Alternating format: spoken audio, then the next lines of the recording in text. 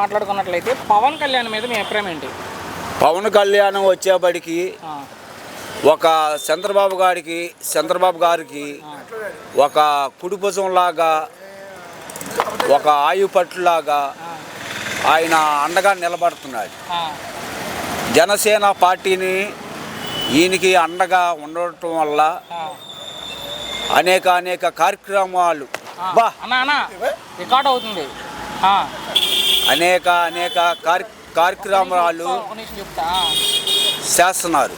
అంటే ఇప్పుడు డిప్యూటీ సీఎంగా ఎలా ఉంది ఆయన పనితీరు? అంటే ఆయన పరిపాలన కూడా చాలామందికి కూడా అనేక సదుపాయాలు అందరికి కూడా జనాల దృష్టిలో ఒక పేరు అనేది ఆయనకి ఉండిపోయింది.